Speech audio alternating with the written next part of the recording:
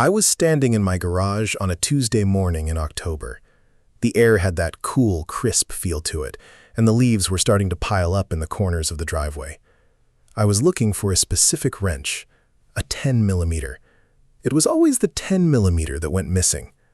I had my hand on a shelf covered in old paint cans and tangled extension cords, and I was thinking about how I needed to clean this place out. I am 72 years old, and I have been saying I need to clean this garage out for about 15 years now. My son Mark used to help me with it when he was a teenager. We would spend Saturdays out here with the radio playing classic rock, and him complaining about the heat, and me pretending I could still hear the lyrics over the ringing in my ears. Those were good days. Simple days. Days when I thought I knew who my family was. My name is Robert. My wife is Elaine. We have been married for 42 years. We have 2 children. Mark is 41 and Sarah is 38. They are grown. They have their own families. Mark has a son named Tyler, who is 11, and a daughter named Emma, who is 8. Sarah has a daughter named Lily, who is 6. I love them all with a kind of desperate, raw love that I never knew was possible until I held each of them in my arms for the first time. I worked for 35 years at a manufacturing plant. I started on the line and worked my way up to shift supervisor. It was not glamorous, but it paid the bills, and I was good at it. I provided. That was my job. I was the provider, I was the fixer, I was the one who stayed late and worked weekends and missed birthdays so my family could have a house and food and a future. I thought that made me a good man. I thought that made me a father worth loving. The morning started like any other morning. I woke up at 6:30 like I always do. My back ached a little from sleeping wrong. That is just part of being 72. Elaine was still asleep on her side of the bed with her back to me. She is 68, and she still has the same soft brown hair she had when we met. It is gray now, but I do not see the gray. I see the girl who danced with me at a bar in 1982. I got up and went to the kitchen and made coffee. I poured a cup and sat down in my recliner. I looked at the morning light coming through the window, and I felt something quiet and peaceful. I felt like I had earned this stillness, this quiet. I had worked my whole life for moments like this. Then the phone rang. It was my daughter Sarah. She asked if I could pick Lily up from free school that afternoon. She said she had a dentist appointment and Mark was stuck at work. I said sure, of course. That is what fathers do. I told her I would be there at 3. She said thanks, Dad, and then she said she loved me. I said it back. I didn't think anything of it. I have picked Lily up from preschool 100 times. I have a car seat in the back of my truck. I keep snacks in the glove box because she gets hungry and she gets fussy. I know her favorite juice. I know her favorite song. I know the little spot on her cheek where she gets a dimple when she smiles. I know all of it because I have been present. I have been there. I thought that mattered. Elaine got up around 8. She poured herself a cup of coffee and sat at the kitchen table. She was wearing her robe, the blue one with the little flowers.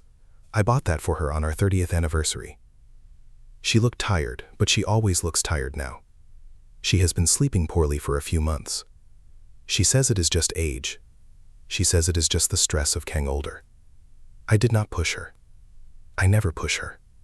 That was my mistake. I never pushed anyone. She asked me what I was doing today. I told her I was going to run some errands and then pick up Lily. She nodded. She looked out the window. She did not look at me. I noticed that. I noticed it, but I did not say anything. I just kept drinking my coffee. I am a man who notices things, but does not always act on them. That is my curse. That is the thing that ruined everything. I went to the hardware store first. I needed a new hose for the backyard. The old one had a crack in it, and it leaked everywhere. I walked through the aisles, and I remembered bringing Mark here when he was a little boy. He used to sit in the shopping cart and grab things off the shelves. I would tell him to put them back, and he would laugh. He had this laugh that was loud and messy and full of joy. He does not laugh like that anymore. I do not know when he stopped laughing like that. I bought the hose and some fertilizer and a new light bulb for the front porch. The cashier was a young woman with pink hair, and she smiled at me and asked if I needed help to my car.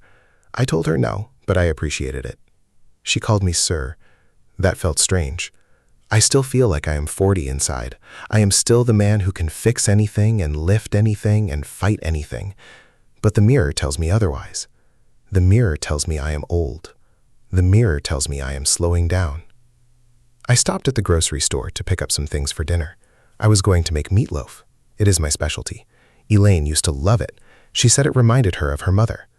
I grabbed the ground beef and the onions and the breadcrumbs. I grabbed a few things for Lily too. She loves those little fruit pouches. I threw a few in the cart.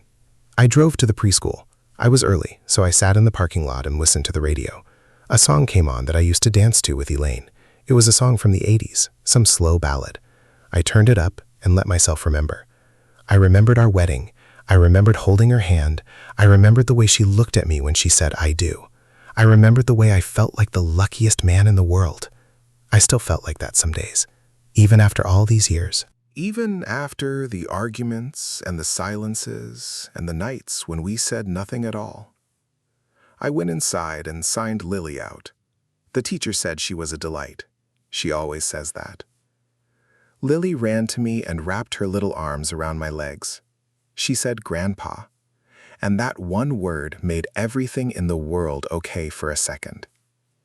I picked her up and she put her hand on my cheek. She asked if I had snacks. I laughed and told her I always have snacks. We drove back to my house.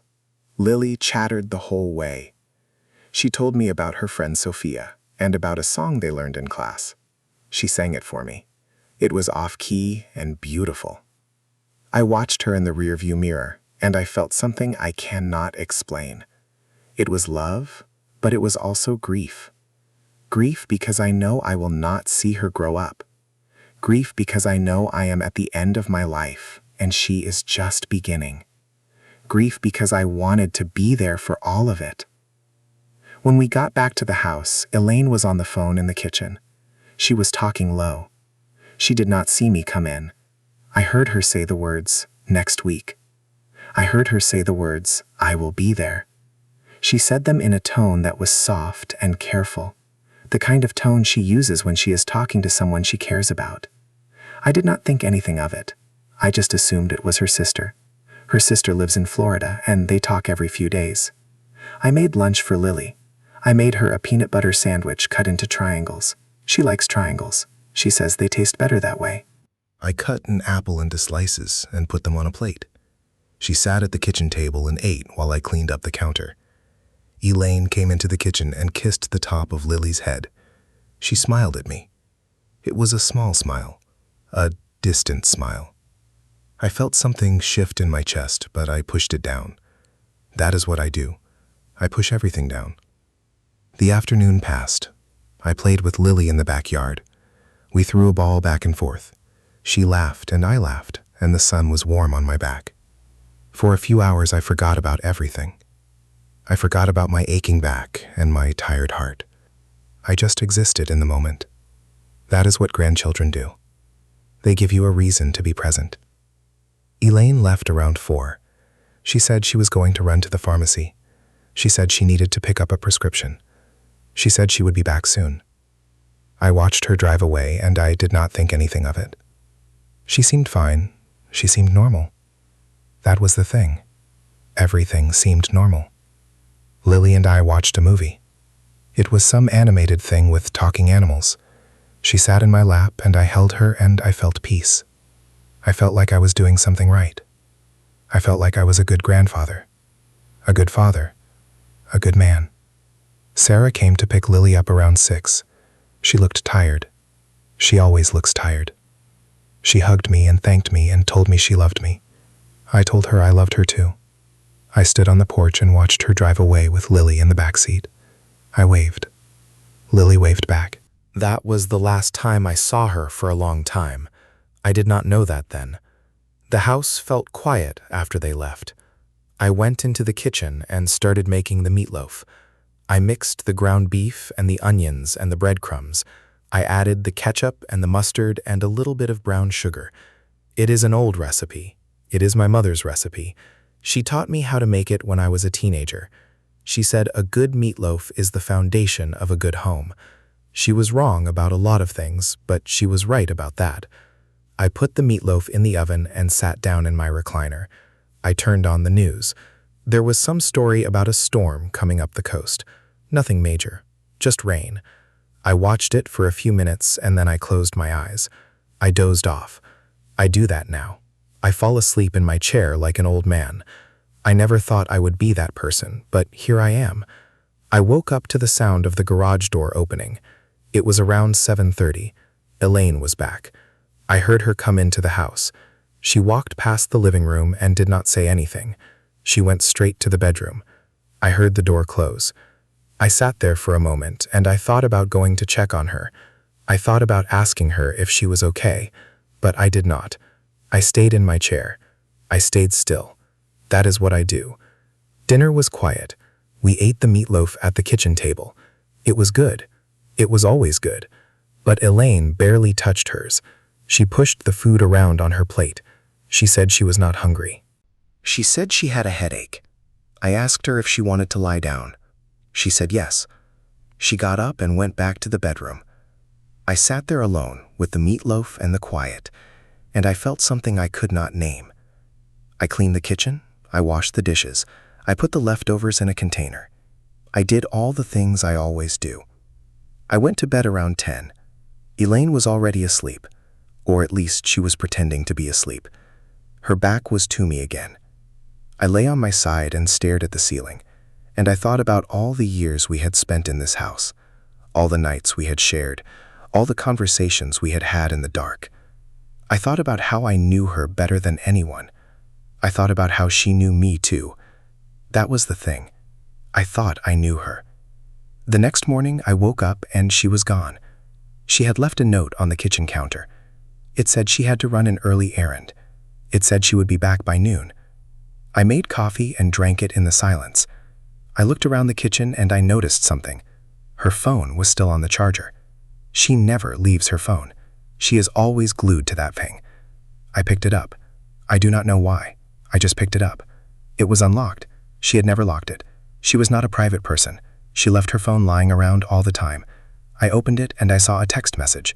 It was from a name I did not recognize. The name was David. The message said, "I cannot stop thinking about last night." My stomach dropped. I felt something cold run through my veins. I scrolled up. There were messages going back months. Months of messages. They were talking about things. They were talking about meeting up. They were talking about their feelings. They were talking about leaving. I read the messages and I could not breathe. I sat down at the kitchen table and I just stared at the screen. David. I did not know a David. I had never heard that name. She had never mentioned a David. It was like someone had pulled the floor out from under me. I felt like I was falling. I felt like I was falling and I was never going to stop. I went through the messages. I went through all of them. I saw dates. I saw times. I saw places. I saw a message that said, "I will tell him next week." That was what she had been talking about on the phone. She was talking about telling me. She was planning to leave me. I did not know what to do. I sat there for an hour. I just sat there. I thought about confronting her. I thought about calling her. I thought about throwing her things out on the lawn. But I did none of that. I just sat there. She came home around 11. She walked into the kitchen and she saw me holding her phone. She froze. I looked at her and saw the color drain from her face. She knew. She knew I had seen everything. She started talking. She started explaining. She said it was not what it looked like. She said it was just emotional. She said she was confused. She said she was unhappy. She said she had not felt alive in years. She said she needed something more. She said I was not there for her. She said I worked too much. She said I was always in the garage or at work or asleep. She said I stopped seeing her. I did not say anything. I listened to her, and I felt something die inside me. It was not anger. It was not sadness. It was just emptiness. The kind of emptiness that comes when you realize everything you believed was a lie. The kind of emptiness that comes when you realize the person you trusted most in the world has been lying to your face for months. She started crying. She said she was sorry. She said she did not mean to hurt me. She said she never wanted to hurt me. But she did. She hurt me more than anyone has ever hurt me. She hurt me in a way I did not know I could be hurt. I got up and walked out of the house. I got in my truck and I drove. I did not know where I was going. I just drove. I ended up at a park. It was a park I used to take Mark and Sarah to when they were kids. I sat on a bench and I watched the leaves fall off the trees. I sat there for hours. I sat there until it got dark. I thought about everything. I thought about our marriage. I thought about all the years we spent together. I thought about the way she used to look at me, the way she used to touch my face, the way she used to say my name. I thought about how that was all gone. I thought about how it had been gone for a long time, and I did not even notice. When I came home, Elaine was packing a bag. She said she was going to stay with her sister. She said she needed space. She said she needed to figure things out. She said maybe we could work it out. She said maybe we could try counseling. She said all the things people say when they are leaving. I did not stop her. I did not beg her. I just watched her go. That was 3 months ago. She moved out. She took some clothes and some personal things. She left most of her stuff behind. The house feels empty. It feels like a museum of a life that used to exist. I walk through the rooms and I see her everywhere. I see her in the kitchen. I see her in the bedroom. I see her in the garden she used to tend. I see her in all the little things. I called Mark. I told him what happened. He did not seem surprised. That hurt more than anything. He said he had noticed things. He said he had seen her acting strange. He said he thought I knew. He said he thought I was okay with it. I asked him how he could think that. He said he did not know. He said he was sorry. But his voice was flat. His voice was distant. He did not seem to care. He did not seem to care at all. I called Sarah. She came over. She sat with me in the living room. She told me she was sorry. She told me I deserved better. She told me she loved me. But I could see the pity in her eyes. I could see the exhaustion. I could see that she was tired of dealing with her parents. I could see that she had her own life and her own problems, and that I was just another burden. That was the hardest part, realizing that I was a burden. Realizing that I had spent my whole life providing and giving and sacrificing, and in the end, I was just a burden. I was just an old man in an empty house who did not matter anymore. I found out more things as the weeks went on. I found out that Elaine had been talking to David for years. Years. It was not just a recent thing. It was not just a fling. It was an emotional affair that had been going on for a long time. I found out that she had been planning to leave me for months. I found out that she had already been looking at apartments. I found out that she had a whole life planned without me. I found out that Mark had known about it. He had known about David. He had known about the affair. He had known for months, and he did not tell me. He protected her. He chose her. He kept her secret, and he let me walk around in the dark. I asked him why. He said he did not want to hurt me. He said he thought it would be better if I found out on my own. He said he thought it would work itself out. He said he was wrong. He was wrong about a lot of things. I found out that Sarah had known too. She had overheard phone calls. She had seen messages. She had asked her mother about it, and her mother had told her to stay out of it. And she did. She stayed out of it. She did not tell me. She let me keep living my life like a fool. That was the second blow. The first blow was losing my wife. The second blow was realizing that my children had turned their backs on me. They had chosen their mother. They had chosen her comfort over my honesty. They had let me keep believing in something that was not real. I have tried to talk to them about it. I have tried to explain how I feel, but they do not want to hear it. They say I need to move on. They say I need to let go. They say I need to forgive, but they do not understand. They do not understand what it feels like to be betrayed by everyone you love. I have not seen Lily in 3 months. Sarah says it is too complicated. She says she does not want to put Lily in the middle. She says she needs time. But I know the truth. I know she is pushing me away. I know I am being pushed out of their lives. I know I am being erased. I have not seen Mark's children either. He stopped bringing them around after the separation. He says it is because they are busy. He says it is because of soccer and dance and school. But I know the truth. He is keeping them from me. He is protecting them from the messy old man who is falling apart. I have tried to go to church. I sit in the back pew and I pray. I pray for peace. I pray for forgiveness. I pray for my family to come back. But I do not feel anything. I do not feel God. I do not feel anything but emptiness.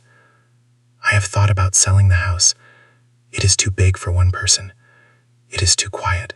I have thought about moving to a smaller place, a condo, a retirement community, somewhere where there are other people, somewhere where I am not alone all the time. But I cannot do it. I cannot leave this house. This house is all I have left.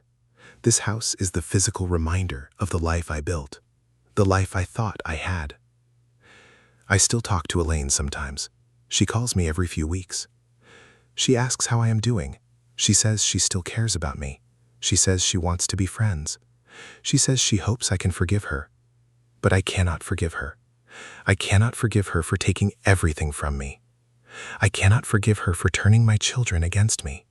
I cannot forgive her for making me feel like I was never enough. She is with David now. I saw a picture on social media. They were at the beach. They were smiling. They looked happy. She looked younger. She looked alive. She looked like someone I did not recognize. I looked at that picture and I felt something break inside me. It was not jealousy. It was not anger. It was just grief. Grief for the woman I married. Grief for the life we had. Grief for the future I thought we would have together. I am sitting in my garage right now. I am sitting on an old stool. I am surrounded by boxes and tools and memories. I have been coming out here a lot lately. I just sit here and think. I think about the good times. I think about the bad times. I think about the mistakes I made. I think about the things I could have done differently. I should have paid more attention. I should have seen the signs. I should have asked her what was wrong. I should have fought for her. I should have fought for my family. But I did not. I just let things happen. I just let life happen to me. I thought that was what a good man did. I thought that was what strength looked like. But I was wrong. Strength is not staying silent. Strength is not turning the other cheek. Strength is not letting people walk all over you while you smile and pretend everything is okay. I was a fool. I was a blind old fool. I thought my family loved me. I thought they respected me. I thought they would be there for me the way I was there for them. But they were not. They were never there for me. They were only there for what I could give them. They were only there for the house and the money and the free childcare.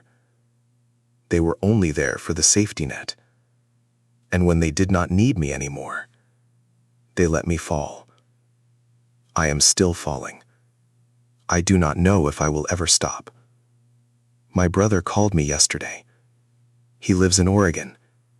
He has been trying to get me to move out there for years. He says I need a fresh start. He says I need to get away from all this. Maybe he is right. Maybe I should just leave. Maybe I should just sell the house and go. Get a new life. Make new friends. Forget about everything that happened here. But I cannot forget. I cannot forget the way Elaine looked at me when we were young. I cannot forget the way Mark laughed when he caught his first fish. I cannot forget the way Sarah held my hand when she was scared.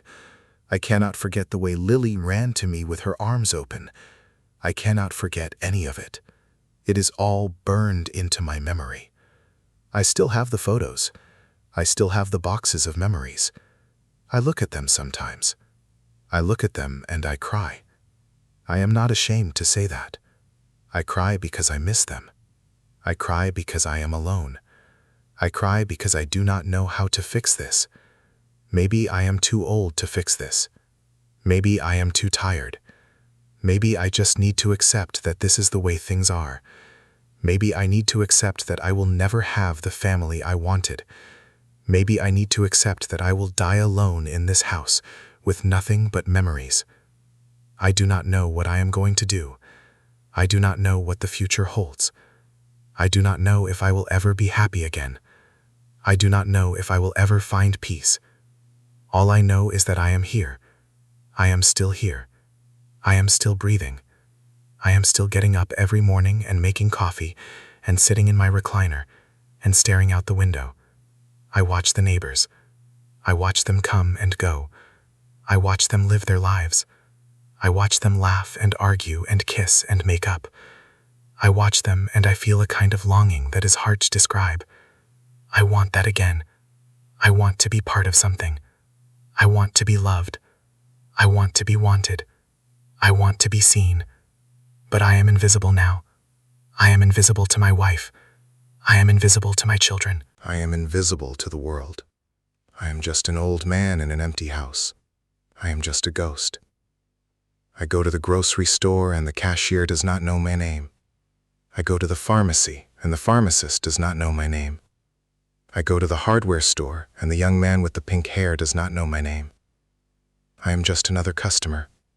I am just another old face in a sea of faces. I used to matter. I used to be someone. I used to be a husband. I used to be a father. I used to be a grandfather. I used to be a provider. I used to be a protector. Now, I am nothing. Now, I am just a man waiting to die. I have thought about calling a lawyer. I have thought about filing for divorce. I have thought about trying to get some kind of financial settlement. But I do not have the energy. I do not have the will. I just want it to be over. I just want to find some kind of peace. Elaine has not asked for anything. She has not asked for the house. She has not asked for money. She just left. She took her clothes and her personal things and she left. She did not want anything from me. She just wanted to be free. She just wanted to be happy. I understand that. I understand wanting to be free. I understand wanting to be happy. I just did not understand that I was the thing standing in her way. I did not understand that I was the anchor keeping her down. I did not understand that she had been drowning for years, and I was too busy working and fixing and providing to see it. Maybe that is my fault. Maybe I am the one who drove her away. Maybe I am the one who stopped paying attention. Maybe I am the one who stopped making her feel special. Maybe I am the one who stopped being a husband and started being just a provider. I do not know. I have spent so long trying to figure out who is to blame. I have spent so long trying to make sense of it. But the truth is, it does not matter. The truth is, it is over. The truth is, she is gone. The truth is, my children are gone. The truth is, I am alone. I still have my health. I still have my mind. I still have a roof over my head. I still have food in the fridge. I still have a truck that runs. I still have a lot of things. But I do not have the one thing I want. I do not have my family. I do not have my wife. I do not have my children. I do not have my grandchildren. I do not have the love I thought I earned. I do not have the respect I thought I deserved. I do not have anything that matters. I am sitting in my garage right now. I am sitting on this old stool. I am looking at the shelves of tools. I am looking at the boxes of memories. I am looking at the life I built, and I am wondering what it was all for. What was it all for? I worked for 35 years. I worked double shifts. I missed holidays. I missed birthdays. I missed recitals and games and school plays. I missed all of it so I could provide, so I could give them everything they needed, so they could have a better life than I had. And they did. They had a better life. They had a house. They had a backyard. They had a car. They had clothes. They had food. They had everything they needed. They had a father who loved them. They had a father who would do anything for them. They had a father who was always there. But they did not love him back. They did not respect him. They did not appreciate him. They took everything he gave them, and when they were done, they left him. They left him in the dust. They left him to rot. I am not angry anymore. I am not sad anymore. I am just tired. I am so tired. I have been sitting here for hours. I have been thinking about the past. I have been thinking about the future. I have been thinking about everything and nothing. I have been thinking about the silence. The silence is the worst part. The silence is what gets me. The silence of the house. The silence of the phone. The silence of the empty rooms. The silence of a life that used to be full. I used to come home to noise. I used to come home to Elaine cooking in the kitchen.